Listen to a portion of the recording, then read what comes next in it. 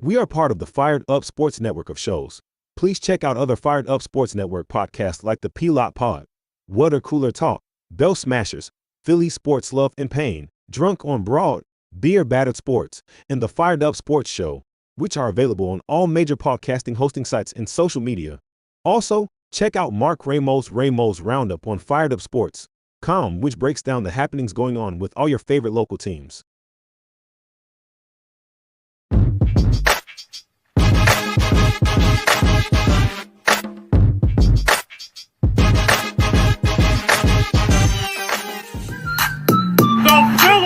Eagles are Super Bowl champions. Eagles! Swinging a miss, struck him out. The Philadelphia Phillies are 2008 World Champions of Baseball. Ladies and gentlemen, the Flyers are going to win the Stanley Cup. The Flyers win the Stanley Cup for the lead. Yes!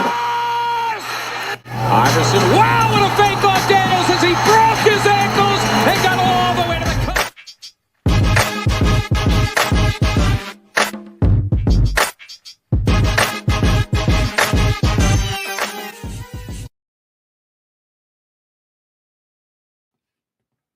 Probably would have helped if I think I'm still drunk from last night from watching that Phillies game, because it would probably help if I added us to the broadcast. But we're it's episode 276. We're drunk on the Phils, and well, Eric, I feel like we need like some dramatic, like Monday afternoon,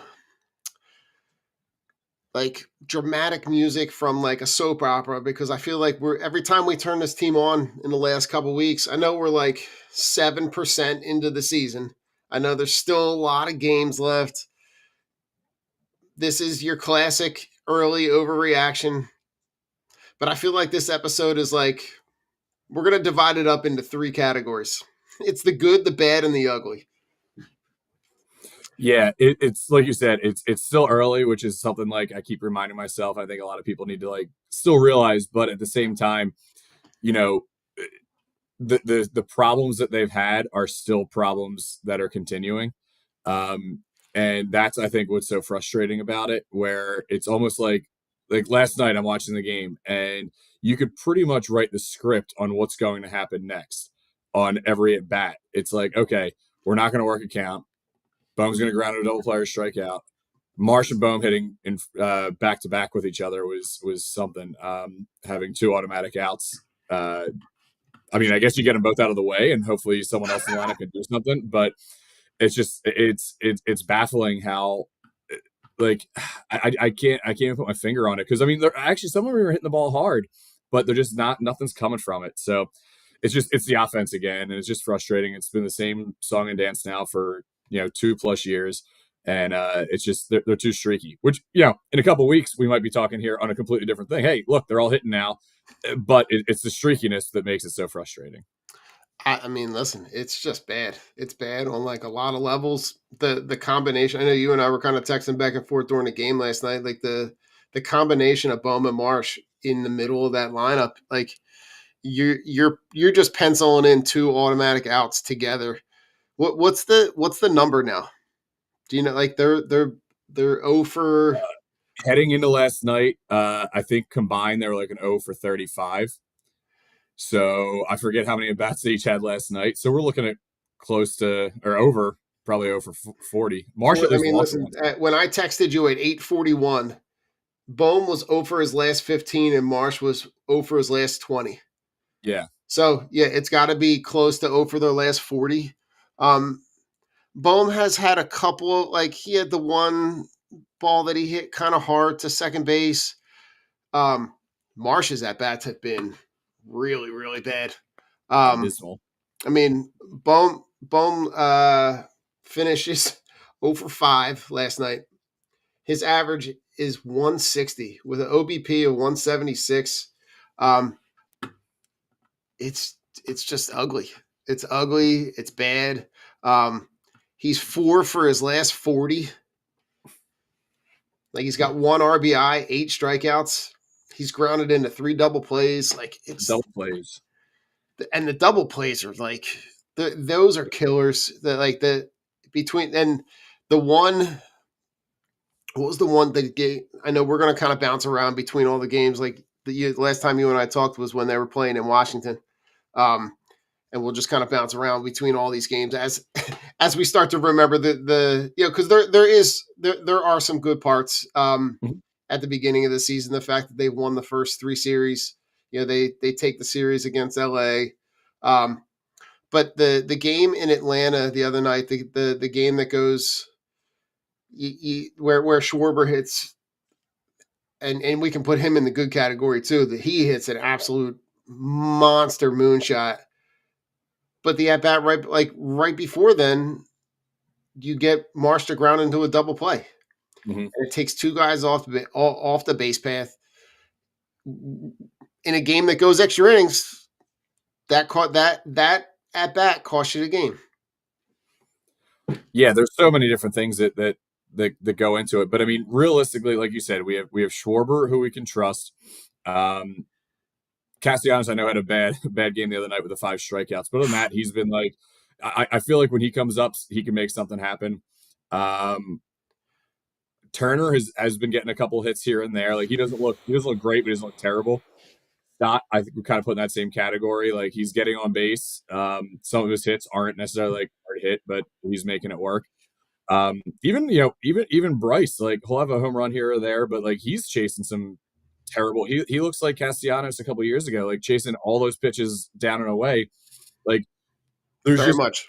the beginning of the season, the approaches look better, right? They were drawing walks, they were working counts and everything, and then it's Very just like true. once this Brave series hit, it's like, all right, let's just stop trying to do that. And the biggest thing is when Bohm swing at the first pitch, almost every at bat until he gets moved down in the lineup finally. Right? And if like there was a pitch he flew out on last night, it was right down the middle, swings first pitch. Okay, if it's in that spot, I don't mind you swinging first pitch, but there was a game, I forget which game it was, but the guy in front of him got walked on like 5 pitches. He comes out, swings the first pitch, probably a ground ball to shortstop. It's just like, what are you doing? Wait, like you watch what's happening in front of you, work a count a little bit, and just just show some patience with the first pitch nonsense. Like you're getting yourself out, and I get he's frustrated, and you can tell he is. And I don't even care about the discourse about his attitude or anything like that. I mean, he's 28. Like if he's not figuring it out, that's not like my thing with him. My thing with him is that I think part of it is mental right now, and you just he needs some success. If he can go like 2 for 4 or something in his next game, maybe that snaps him out of it. Yeah. But he just needs to start seeing the ball. And I think what we're seeing with the 2 guys we kind of have been fixating on is him and Marsh. I think what we're seeing with Marsh is that he's just not an everyday player. We can try it all we want, but he's another one. He can go through some really nice hot streaks, but he's another one who gets himself out way too often. So we're in a spot now where 2 guys, and Bohm we've relied on the last couple of years in the middle of the order trying to get some RBIs. He's not doing anything with runners on base. Now I think he will probably come around a little bit. We know he's been streaky and he's kind of picking up where he left last year. But I think that means, once he finds it, he's going to pick it back up. But we'll see. I don't know. Marsh, I think right now might be a bigger issue. It's emphasizing the glaring hole that's in center field. Yeah. And maybe that expedites the front office to really go in one of 2 directions, right? You either identify the fact that like the 2 guys that you have in Marsh and Rojas are just not it at all. And you just say, well, forget it. Like Justin Crawford is sitting in AAA, and he's been productive in the first couple weeks of the season. You see him hitting the ball. I got to imagine, Eric, it can't be worse. And Marsh does they both make good plays in pockets, but not consistently. Like the play that Marsh makes the other day against the Dodgers, where he comes in, makes the sliding catch, pops up, throws the ball right to home, and saves that run. is a huge play in that game. But then then there's nothing on the other end of that, right? You're not seeing him come up and like, when he first came over, right? You did see some flashes of him being able to put the ball in the gap. Like he's a guy that can run. So like you need him to be a doubles guy, especially in that park. Like those alleys at Citizens Bank Park are huge. Like if you can get a ball on the ground and split, you split that gap. Like he can run. He can get the second. He can get the third on a ball that gets to the fence. I heard them talking about this on the radio in connection to the the front office trying to justify that part of the trade that when they're talking about that Angels trade and the success that and listen, Logan Ohapi was never going to be your everyday catcher here because you made the investment in Real Muto, and we all know that. But I think they want him to be something that he's not. Yeah, I totally agree. I mean, defensively, I don't have a problem with him at all. It's just, the consistency from the offensive standpoint. I mean, he's not hitting anyone, lefties or righties right now. It's like, so you can't even really justify a platoon. But yeah, I agree. I think when they got him, I think they thought, there was maybe a work in progress there. The Angels player development system, I don't think is great. I think the Phillies have become much better in that department over the last 4 or 5 years. So I think maybe they thought, hey, we can maybe work with this guy and get something out of him. It doesn't seem like it's coming to fruition at this point. It's still pretty much the same types of things that we had back when we got him, and there were some knocks on him, right? With some of the plate discipline, the high strikeout rates. You're right. I mean, if he gets on base, he can make things happen, and he goes through little stretches where, he'll hit, but I don't think you can rely on that happening. Okay, this month he's hot, but then he's cold for two or 3 months afterwards, right? I mean, I know it's a long season, but you can't be giving games away that you should be winning. And I think the Braves series, losing 2 or 3 in Atlanta isn't like the end of the world because they're on the road, right? It's it is what it is. That one I could see dropping last night when that last game. Just this touch on Atlanta real quick, right?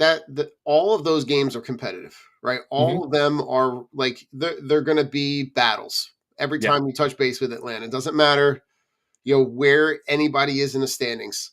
And that last game, a little funky. In terms of like you get 6 really good innings from Luzardo, and then you get the 3-hour rain delay, and then you finish the game at 1:30 in the morning. And I mean, even at 1:30, even at 1:00 in the morning, you're still the competitive juices are flowing, right? Because you get Rojas to come up there, and he gets you a good at bat where he gets a walk and gets the run in. And then Joe Ross comes in and does Joe Ross things, and and Ozuna hits he crushes a ball and it's over. But I look at that and I go, like, you were in every game. Like none of those games were non-competitive. When we get to the good parts, we can definitely talk about the starting pitching because the starting pitching has been great. But like, I'm going to give you a Brandon Marsh stat. He hasn't gotten a hit since the final game of the Washington series. Oh, wow. So that's what that was March 30th, was it? Yeah, he does not have a hit. We're going on almost 2 weeks. He does not have a hit in April. Yeah, and it's not really surprising. And like I said, I mean, you can write the script, right? It's like when he comes up, it's like, okay, how is he going to get out? If he's going to get out, at least strike out on 5 pitches instead of 3. Like it's like you're clawing for anything positive to say in that regard. And really, I mean, we're putting it all on these 2 guys, but really, I mean, it's other than Schwarber, really, I would say, this offense right now, it's no one is really, I think, playing to their potential. And going back to what you were saying about Joe Ross, from the now switching kind of the bullpen here, because that's been another. I would say weakness. It hasn't been as frustrating as the offense, I don't think. We can file that under bad. So good. Yeah, right. Exactly. Offense ugly, bullpen bad. But the problem here is like with the way Romano had panned out in the beginning. Now his velocity I know came up a little bit the other night in the extra inning game, and he looked a little bit better. But relying on him to be that kind of fourth back end guy we have, and it didn't really not really panning out early. We are like really missing a key piece at the back end there. Joe Ross should have never been pitching in that situation. No, That's not not at what all. he was brought here for. So it's like, yeah, we can get mad at Ross all we want, but it's like we know he's not that guy. So that we're putting guys in situations right now in the bullpen where because we're overworking Alvarado, Kirkering's been pitching a lot. So we're kind of overusing some of these guys early so they're not available. And then all of a sudden you need them in a big spot. And it's like, all right, well, our choices are now Joe Ross, Jose Ruiz, or Hernandez. So, it's like you can't really fault these guys because that's not really what they're built for, or what they're really here for. No. So I think this is partially an issue of bullpen construction. I think that's something they can kind of fix, though, easier than the offense, right? I think relievers are easier to come by the time the trade deadline comes around, Sure. or even in a minor league call up situation. I So got I a think couple that names for you. yeah, who do we have? So I came across some. All right, so and I'm gonna butcher the kid's name, and I say kid. The Koyo Ayaga, Oh yeah, okay. like a He's been pitching well he's so far. like a submarine guy that they brought over. Mhm. He's pitching in Lehigh Valley, right? In 4 games, he's pitched 3 2/3 with 1 hit, 1 earned run. How many He's Ks getting guys again? out. I was looking. How many Ks? I was looking at his line the other day. I forget now. So in 4 games, 6 strikeouts. Okay, I like that. You want 2.45 relievers to ERA. have Listen, yeah. even Eric, even if it's just to mix it up just a little bit, just to get another arm angle in there, just something, Yeah. something, because whatever, like what's going on in their bullpen right now is just it's not good. When you look at the back end of I guess we can file Jordan Romano under bad. He has the outing that he comes back. He comes back and pitches in that game in Atlanta, and has a, correct me if I'm wrong, he had a 1-2-3 inning in that game. You did, yeah. So he's had a little bit of ugly, a little bit of okay. I feel like his stuff is more likely to kind of suss itself out, and he has the opportunity and the stuff to be at the back end of the bullpen. It's just, to me, you've got Strom and you've got Alvarado. And my fear is that you're going to spend the season just working them to death, and then you got nobody else. Yeah. And I think we've already seen it. I think there's already been 2 outings. Now, this is partially Alvarado's fault himself because he, has been a little erratic. I mean, he's straight. He looks really good. Like his stuff is there. But again, it's Jose Alvarado. And I think we're always going to see this where he's going to be a little erratic at times. But I think he's already got 2 games where he's thrown 30 or more pitches. And he's been in 5 games, I think, so far this season. Yeah. So, yeah, I get it. You got to ride your guys if they're good, and you can't just throw away games. But ultimately, that's what's happening the day after, because then if you use Strom, Kirkering, and Alvarado to in a 7-8-9 situation to win a game, well then and Alvarado's throwing 30 pitches. Well, now the next day maybe Strom's available. It doesn't seem like they're really using Kirkering on a ton of back-to-backs yet. And so that's why I really think what happens with Romano, if he can kind of get that figured out, and hopefully, there was 2 things about that game in Atlanta. Getting the 1-2-3, hopefully, is a little bit of a confidence booster for him, and I think maybe even for Thompson too, and when to use him. Yeah. But also his velocity was back up, which was big, because after, I forget which game it was, but I saw an interview with him on Post Game Live, and he was basically saying, the reason I'm not pitching well is because of velocity being down, and he was basically saying, I don't really know what it is. So I was hoping it's not like an injury, or it's just like he's over the hill and that's what's happening here. But so Eric, I'm gonna give you a tweet from Todd Zalecki on this was at midnight on April 11th. Okay. I don't even know what today's date is. Today's the 12th. This was last night.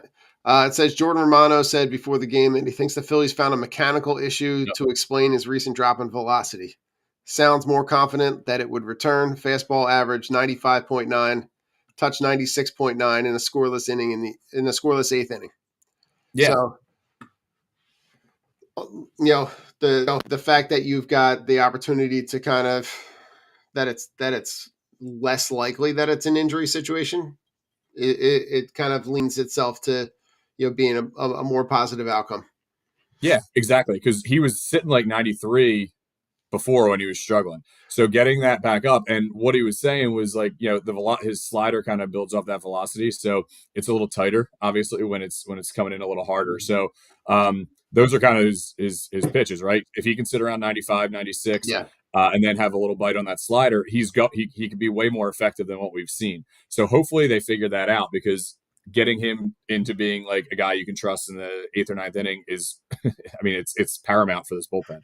Yeah, I mean, you saw a little bit in that Dodgers series. You saw the arms that they're just gonna bring this constant revolving door of guys, especially when you start to face them in a series. And the combination of that with God, like the giving away of at bats could lead to a really quick exit in a playoff series, kind of akin to what happened last night or last year with the Mets. It's Yeah, like that's exactly what happened. you get a pitching staff that's just going to throw things that they know you're going to chase. You're going to chase them. They know you're going to chase them. You know you're going to chase them. No one's doing anything about it, and the series is over before you know it. And that's my fear, like, because I know that they have talent, but the talent and the outcome are not matching up at all. Yeah, I mean, we have 4 guys in the everyday lineup making over $20 million a year, right? Schwarber, Cassie, Harper, and Turner. Mm-hmm. And I would say between out of all of the guys in the lineup, those guys have probably been the best. But like, you need some of those other guys, those other pieces to step up. And the talent is there. Like, they have guys who have proven track records. Mm-hmm. But I think, unfortunately, like, something else that they're proving is this streakiness, right? And maybe it's better that they're getting it out of the way now. Like, this is what we saw at the end of the year last year.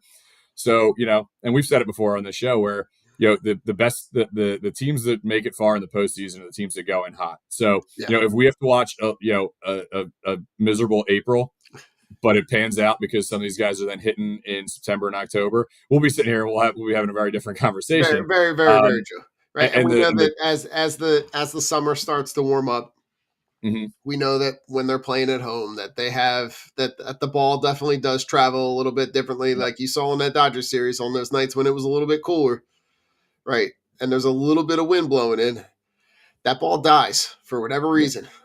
In the summer, when it's hot, those balls are going to be 15 rows deep. So and I'm looking at the the averages, right? You've got one guy in your regular starting lineup that's hitting above 270, like Schwarber. Schwarber's hitting 280. Mhm. Everybody else is really, really struggling. And listen, I know it's early. I think it's just a combination of the at bats just look. Something looks missing, so, and it's weird because it started those first couple series, it didn't. And you're right, something happened when they went to Atlanta that it just looked ugly. Yeah, the approaches seem to have changed. And the most frustrating thing is like going back to last night, right? Nola gives up 2 runs and we can't score anything. Like, Right. the offense, like, you just feel it's deflating because the starting pitching is keeping you in games, and it's almost like, well, we got in the 8th, 9th inning last night, and I'm just like, I have zero confidence that they're going to do anything here. Yeah. In a game Just the way it's been. where you like you give up that little amount of runs, with the offense that you have, that should be enough to win a game. And this is where we can kind of transition into like the better stuff, right? The starting pitching has been great. Say what you want to say about Aaron Nola. I know Aaron Nola is catching a lot of heat, because in his last, I think I heard Corey Simon, his last 25 starts, he's given up 25 home runs. His problem is he gives up that he'll give up that mistake, and it normally costs him. He doesn't give up a double, right? If he's giving it up, he's normally given up a lead with and Eric, without fail, it's never a solo home run, right? Without fail, it's always like a 2-3 run home run. But the starting pitching has been good, right? You've had guys go deep into games, right? I mean, for what it's worth, Eric, we're sitting here with Taijuan Walker after 2 starts, and he hasn't given up a single earned run. Yeah. Like you're getting better than what you thought from Jesus Luzardo. I think he is. You're going to see, I think, over the course of time, that trade they're going to win like a million times over, because he is real. And this is where it kind of like, if you go into a starting series with some combination of Wheeler, Luzardo, Nola, and Sanchez, you got a really good shot, because you're gonna want to get them out early. Because if they hang around in these games, they're not going to give up runs. Yeah, I mean the starting pitching has been really good. Just touching on a couple things you were talking about. The first thing is Aaron Nola. He's going to give up his home runs, but the game where he gave up the home runs, he gave up 2 of them, and that was the game we lost against the Dodgers, right? Yes, he gives up two home runs and gives up 3. He has a quality start, 3 earned runs in 6 innings against the best lineup in baseball, and right? he is getting just absolutely shelled on social media. I mean, get it's he's getting frustrating when he gives up crushed. the home run. What's that? I'm guilty, right? Like I'm Okay. I'm retweeting the drunk Phils fans, Aaron Nola cloudy with a chance of meatballs. Like I'm guilty of it, but like it is kind of tongue in cheek. I do. Right. Yeah. But there's like to that extent, like, yes, he leaves a couple hangers, but like for the most part, he's got, what you're gonna get with him, right? And like this is why it drives. And for some reason, he gets the most flack of any Phillies player that I can really remember in the with this core of guys. But what you're going to get with him, right? Like he's not going to go out and have a 1.75 ERA. Like get this out of your head, because it's just not happening, right? Yeah. He's going to have between a 3.5 and a 4 ERA every single year, but he's also going to have close to 200 strikeouts, close to 200 innings, and he's going to keep you in games every single time. If he goes out and throws 6 innings and 3 earned runs and you lose that game, that's not on Aaron Nola, that's on the offense. Last night, he didn't give up a single home run. He was a little wild. He was erratic, right? His pitch count got high, so he only went 5 innings, but he gave up two earned runs. If you can't win a game because you can't score 2 earned runs, that's 2 runs. That's not on Aaron Nola. That's on your offense. And that the discourse with people just completely crapping on him is I don't want to talk down to people, but like people need to understand like the importance of starting pitching, right? We have Zach Wheeler, and basically other than that game in Atlanta, you are going to get 6 innings and 2 earned runs from, or maybe even better, every single time from him, right? So I think people compare Wheeler and Nola. They're 2 totally different pitchers, right? Like Nola he's not supposed to be your ace right now. You have Wheeler for that job. So I think we need to like temper our expectations with what we're going to get from Nola. But if he's going out there and giving you a quality start almost every single time, and again, his start to the season hasn't been great. And while you were talking, I saw a tweet last night that he right now his numbers to start this season are like identical to his numbers to start 2022, and he finished 4th in Cy Young voting in 2022. I believe it. So like I need everyone to just like pump the brakes on crapping on Nola for a little bit. Because we know what we're going to get with him. He is a workhorse, and he is going to, whether people don't want to hear this, but by the time his contract is up here, he is going to go down as one of the in terms of statistical categories, going to go down as one of the best pitchers in Phillies history. So people don't think that because of the home runs, but he's going to be in the top 5 in wins, strikeouts, innings pitched, all of that stuff. So he will he'll figure it out. I'm not worried about him. Yeah. Like when you look at his last 2 starts, he gives you 5 and 6 innings respectively. He gives up 2 and 3 runs respectively. He's gotten you in those 2 starts. He gives you a combination of 9 strikeouts and 5 walks. Mm-hmm. The walks are the problem. He usually doesn't walk people. Right. And last night he gives up the 4 walks, which but I look at that and I go, like, again, to go to your point, if you can't score 3 runs to win both of those games, because in both of those games they lose the game to the Dodgers 3-1, and they lose last night 2-0. Like, none of that is on Aaron Nola. Right. But because his stuff is not flashy, because he's not Zach Wheeler painting the black, he's going to catch a lot of strays until this team what I think is, like, people will just look at the numbers and not watch the game and not see the context of, like, they're not providing run support. And that's why it's not that he's leaving those games in really good spots where they have opportunities to win. And with the lineup that you have, you should be in a position to be competitive in those games. But, like, again, to go back to the ugly, right? When you have guys in your lineup that are giving away at bats, and some of those guys are pocketed together in the lineup, you're in a spot where you're not going to be successful, right? Like, you can't have, like, I know Cassie is a very streaky guy, but, like, you can't have him in the middle of your lineup striking out 5 times and doing it pretty ugly. Like, his at bats in that game were, like, really ugly. I don't know. I just, for what it's worth, I Aaron Nola, and the nice thing is, right, Aaron Nola doesn't have to be even at this point your number 2, right? He can literally be our 4 and we'll be fine. Yeah, because, like, and then let's talk about Jesus Luzardo, because he has been as advertised. I think better than as advertised. You know what? You're probably right. I'm not giving him enough credit. A lot of people didn't know a lot about him because he was hurt in 2024, somewhat had a decent season in 2023, really good 2022.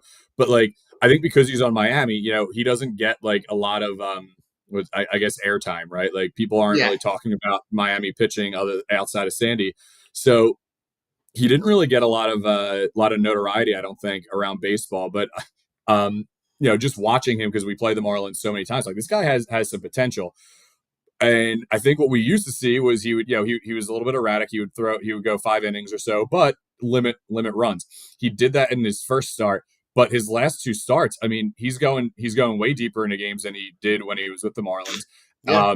And I think, his fastball velocity is fantastic. His command's been really good. Adding that sweeper has been a huge thing for him.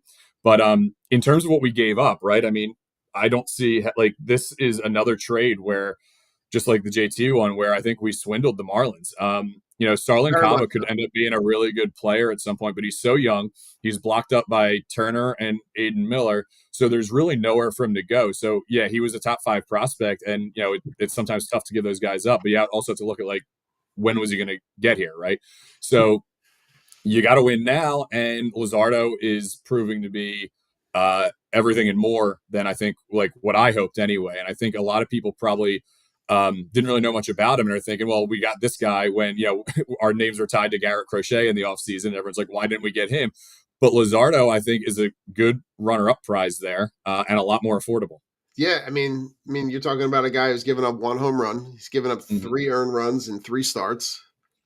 He's got, I'm trying to do the mental math here. He's got, like, 25 strikeouts. you know, and he looks the part, right? He goes out there, he, his presence on the mound is like you can. It reminds me a lot of Zach Wheeler, right? Mhm. That like going out there, no nonsense, all business, but like no pulse. Which you know you've got a staff full of guys like that, which I think come to late September, early October, having that caliber of player step on the mound for every playoff game. And we're not even talking about Ranger Suarez, because Right. Ranger Suarez has that potential as well. And I'm curious, as this pitching staff starts to evolve, as he's coming back from, he's still doing the rehab stint in Clearwater, correct? Yes. Um, I'm curious to see how they utilize him once he does return, right? And hold on, in his rehab start, 3 innings pitched, 1 hit, 0 runs, 0 earned runs, 0 walks, 4 Ks. Yeah. So on 33 pitches, 44 strikes.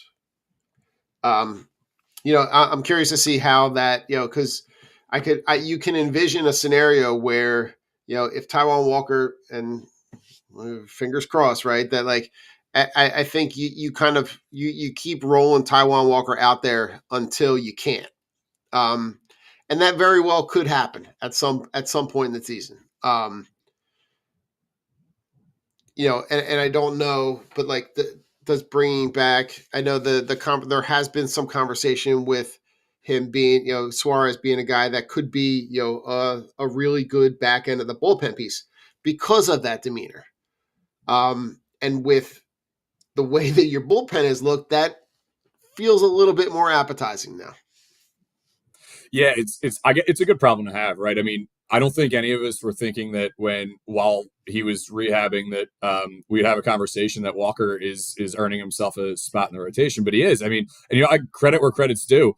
After the year he had last year, he's being effective, and we're not going to continue to see scoreless outings from Taiwan Walker, but it's one of those things where now the good thing is you can take your time and make sure Rangers 100%. You don't have to rush him back because or even think about trying to get him back quicker than we need, because we have a solid. Well, I don't want to say solid yet because it's still only 2 games, but he's pitching well enough to be a 5 pitcher in our rotation, and it's not a game where you're watching it and thinking, "Oh, Taiwan's on the bump today. It's going to be an L." So having that is great because now Ranger can work up that pitch count because he still has probably, I'm going to say, probably 2 more rehab starts at least, I would say, before he's ready to go.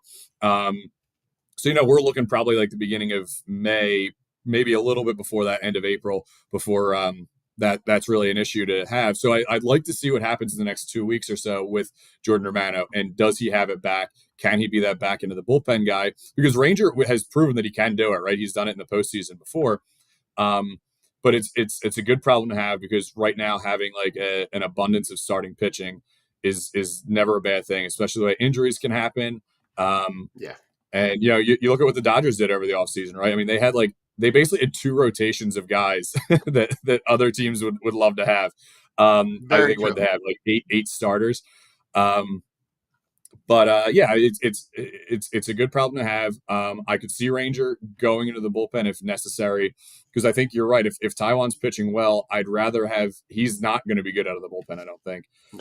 So and it's going to be it's going to be interesting, but we'll see. Hopefully it's everything works out. Yeah, I mean, we can transition into something else really good. Kyle Schwarber, the start that he is having, he's off to a torrid start, and not only is he hitting the frequency, but the power is like incredible. I mean, when he hits home runs, like, he is not getting cheated at all. Some of those home runs in Atlanta were like I can't remember the stat, but like most, if not all, of his home runs would have been home runs in every ballpark, which is like just tells you that like none of them are first row cheapies. And Yeah, even I exactly. saw one the other night. Even like one of his flyouts would have been a home run in like 3 or 4 ballparks. I saw that too. Yeah. Um, Yeah, I mean he's really been great his whole tenure as a Philly so far. I know the strikeouts in the beginning were an issue and the low average, but his on base percentage is always really good. Well, I was just bringing it up. Right now he's got he's got an OBP of 400, which is insane. Because he's already got what was it, 8 walks? Yeah, 8 walks too. Mhm. So the guy he gets on base, he hits for power. I don't anticipate him finishing the season with a 280 batting average, No. but it's good to see in the beginning when all these other guys are struggling. But what we want to see from him is, I feel like every home run he hits is a freaking moonshot. I mean, when he gets a hold of a ball, I don't think there's anything more pretty in terms of offense in baseball. Just how far that goes and how fast it gets out too.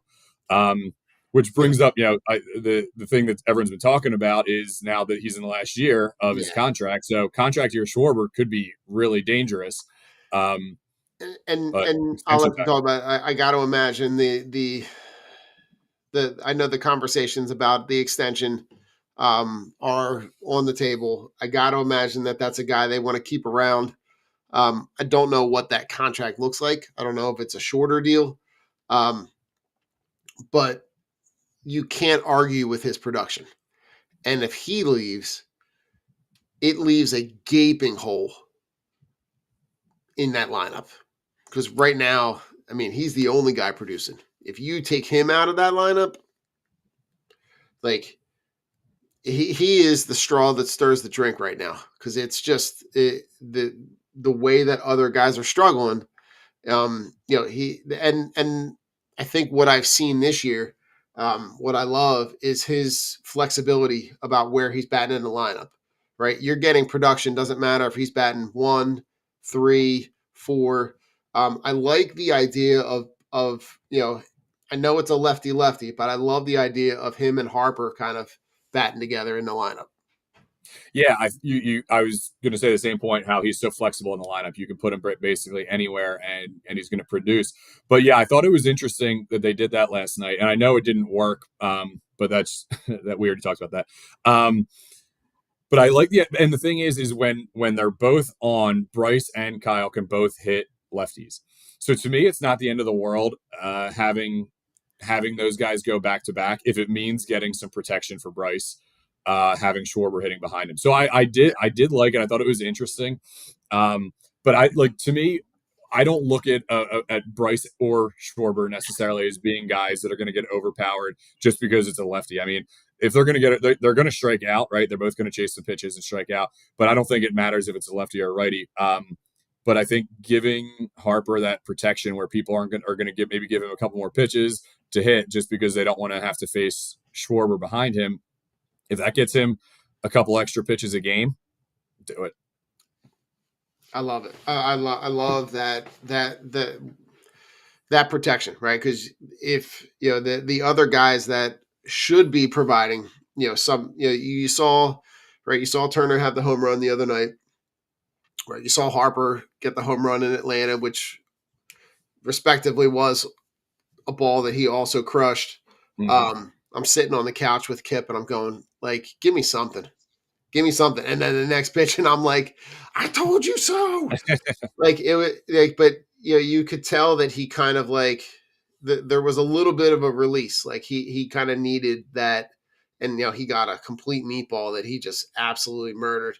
But like you're not getting a ton of power numbers, which you know, when you look at how they're spreading those power numbers out, you really. I think the thing that's concerning right now is like you have one guy with double digit RBIs. Mm-hmm. Like you're not like when you're getting hits, there's nobody on base because of how inflexible the approach is in this lineup. Like you're not getting the on base production from Turner. The production from Stott has been inconsistent. I mean, we've talked about Bowman, Marsh. Who's the guy? If you had to pinpoint one guy Who's the guy that needs to like turn it around to be able to kind of point this lineup in the right direction? I think okay, so kind of two-parter here. So I think this lineup lives and dies with Bryce. And again, he hasn't been awful, but he hasn't been Bryce either. Like I said, he's Exactly. been chasing some pitches. So I think him getting hot, I think will help ignite the rest of the lineup too.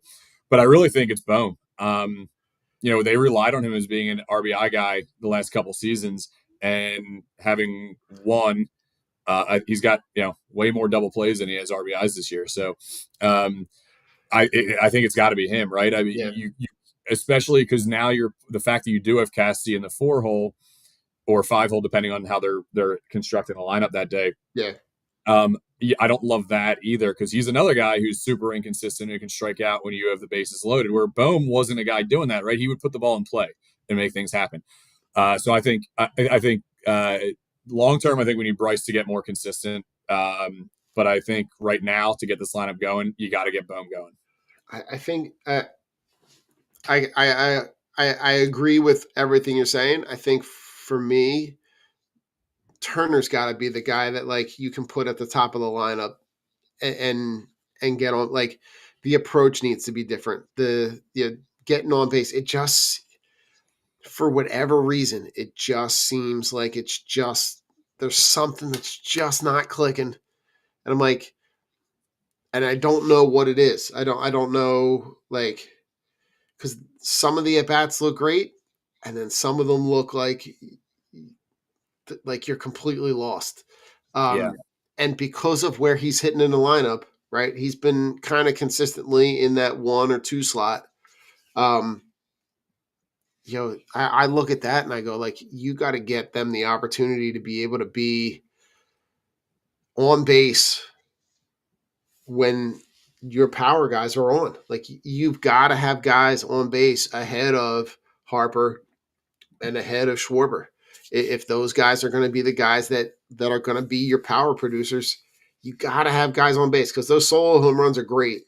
But like the 2 and 3 run home runs, those are like dream crushers. Like those are games that like when it's 2-1 and you make it 4-1 in the 7th, and then you bring in Strom and then you bring in Alvarado, like you can make that game feel like it's a 7-run lead real quick. But like the solo home runs leave those windows open. And like you saw with the Braves, that extra inning game with the Braves, like not being able to get more than 1 run killed them. yeah, and I think that's been basically the story of the last couple series, just not being able to get runners in scoring position. But yeah, no, I agree. I mean, I think Turner has had a very inconsistent approach to start the year. It's like certain at bats, like you said, he's looked really good. He's been chasing that just below the zone curveball a lot. And I feel like when you were talking about Turner, I'm like everything I'm picturing is him that one arm finish, missing at an 83-mile-an-hour curveball at the bottom of the zone. And that bat just sits up there. Yeah, It's like he's swinging and he knows it and he knows he's going to miss it, but he can't. Like you could sit there and tell him like you could send him up without a bat, and I feel like he would still go through the swing motion.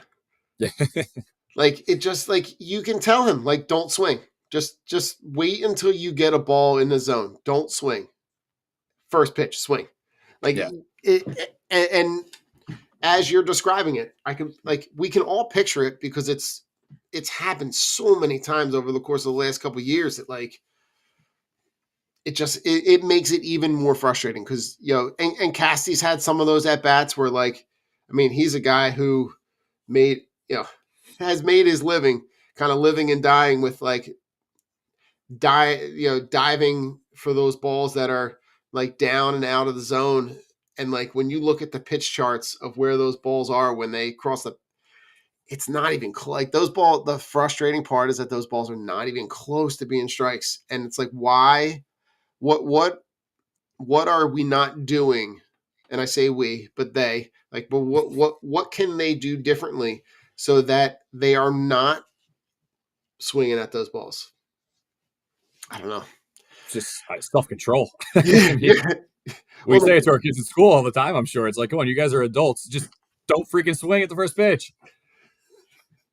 that and I think sometimes you see those at bats, Eric, where like you were describing an at bat earlier, and I don't remember which one, but like there's like a 4 pitch or like the four, like somebody gets walked with 4 straight balls completely out of the zone, and then somebody comes up and the first pitch is like one of those balls that's like down and out of the zone, and they swing on the first pitch. And I'm going, what are you like we learned that in like little league. Like if the Right. guy gets walked ahead of you and the pitches are way out of the zone, just like wait until he throws you a strike. Like wait until strike Ex- one. That's okay. yes, exactly. I just don't understand the need to swing at the first pitch every single time, because the other thing that does is then it just prolongs that starter being in the game. Now, certain ones, obviously, you want to knock out early. Certain ones, I'm like, we can hit this guy. But at the Right? same time, the name of the game is not just to, uh, you know, make your at bat be done quickly. It's work the counts, make the guy work, because then that's going to help the guys behind you, because he's getting tired. Like if Yeah. you can work a 20 pitch inning for a pitcher, by the end of that, he's going to start getting gassed and he's going to start leaving more balls over the plate. But when you're swinging it, when you're swinging the balls out of the zone and helping them out, it's just not a recipe for success. Listen, Eric, we're going to end this episode on a really positive note. And this was something that didn't even happen in the Phillies game. Andrew Painter. Let's talk about Andrew Painter, right? Because yesterday he gets the start in Clearwater. He throws one and a third, gives up 2 hits, 2 runs, 1 walk, 3 strikeouts on 37 pitches. His fastball averaged 98 and touched 100.2.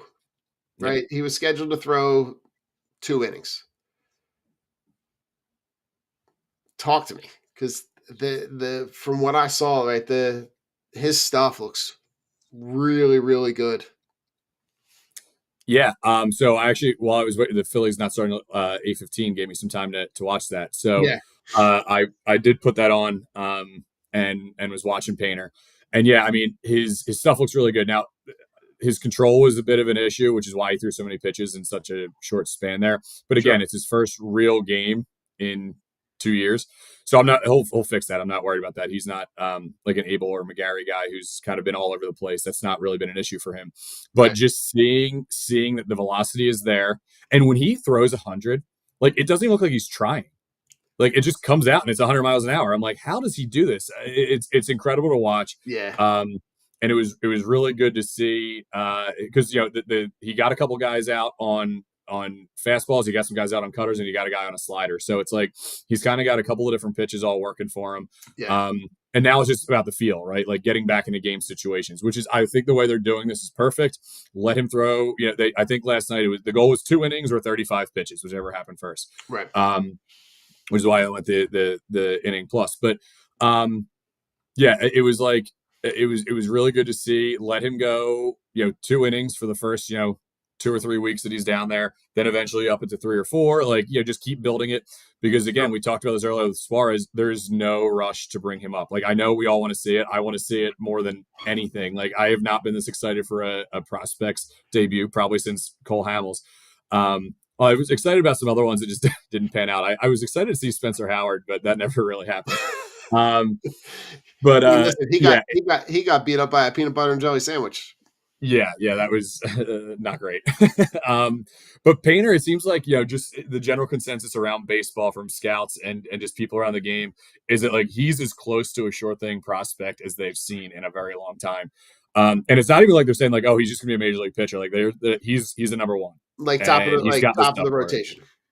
Yep. Yeah. So he's only 22. So bring him up whenever you need him. But like, I don't think there's a major rush. No. And I think that this will be, I mean, this will be akin to like a trade deadline acquisition whenever you want it to be. Yep. And that infusion of talent into your rotation, right? It could give the Phillies an opportunity to stretch guys out. I know Zach Wheeler is like I'm going to start every 5th day kind of guy, but like you can get you can still get him to pitch every fifth day while also having a 6-man rotation. Yep. And just kind of flip flopping when those guys starts, and I think that will give you some competitive advantage going into late September, early October, depending on where. And I think it's also like reading the season, like where are they in the standings when this drops? Like where do they want to? Are they in a position where they need the competitive advantage because the division is closer than they want it to be, or is this a situation where you want to create separation? Yeah, exactly. And the nice thing is with the starting pitching, it's been so good. Like bringing him up was obviously, it's not going to hurt, right? The only issue is I wish we had a bat right now that was like as close to making an impact as Painter is. As we mentioned Crawford earlier, but it still seems like they want him to develop a little bit.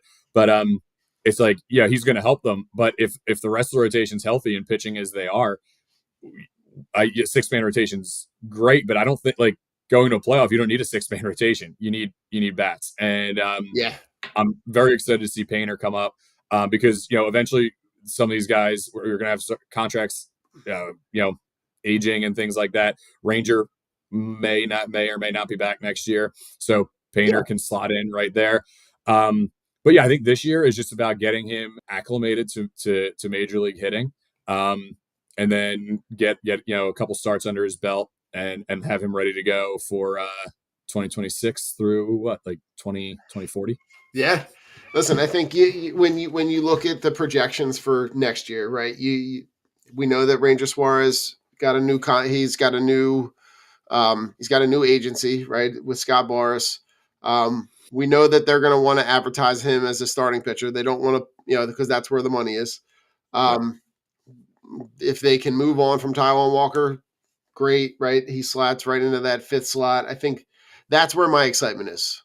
My excitement is like with that anticipation. I think the comp that you're talking about with Cole Hamels is a really good comp, right? This franchise hasn't been really efficient at producing, top of the rotation, guys. And this guy, like you're saying, is about as close as you can get, right? He's the MLB's number 7 prospect. He is going to be a top of the rotation guy. And I think the sooner that you can get him around Zach Wheeler and around Aaron Nola and around, Jesus Luzardo and Christopher Sanchez, I think that's only going to benefit him more. The other thing I'll say, Eric, if you own a paint company in the Philadelphia area, you should be contacting the Phillies for any kind of giveaway for whenever that debut happens. Like, I don't know if you remember when we were kids, like they used to give away those like paper hats, the MAB paints. Mm-hmm. I mean, now the giveaways are like really good quality stuff. Oh, yes, some top tier. But like I feel like the advertisements for paint companies could really write themselves. And if you can get yourself in on the ground floor, if you own anything paint related, I would be on the phone with the Phillies to see if you can get your stuff on, because I'm sure there are going to be when you remember when Aaron Nola came up, there was all like the New Orleans, the go Phils with the New Orleans spell, and I think you can write yourself into some good advertisements, and have yourself on the back of a T-shirt for the next 20 years. Yeah, exactly right. Yeah, maybe we'll have our first fan group in a while. I could see some people having creative things to do with Painter. We haven't had a solid fan group in some time, so it'd be good to see some of those come back. Wow. Listen, you could see, the oh God, like a Bob Ross type thing, right? Painters. Like you could see like a whole section of people, showing up in like smocks with paint splatterings. Yeah. All right. There's creative people out there. Someone will come up with something interesting, I'm sure. Listen, there are people that are way more creative than us that I'm sure will come up with some like the you're right. We have not had like there were some over the last couple of years that were kind of like you had the Stotties Hotties and you had the did Marsh have one for a minute?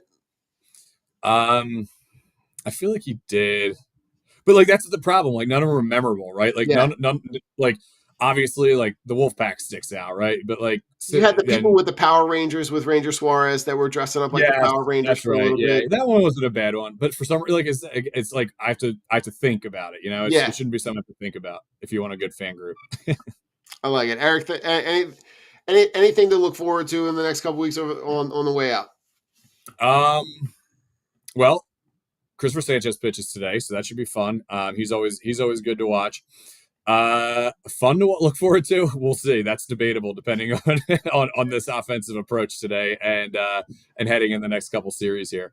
Yeah, listen, you're gonna have Chris Sanchez and you're gonna have Zach Wheeler pitch tomorrow. Yep.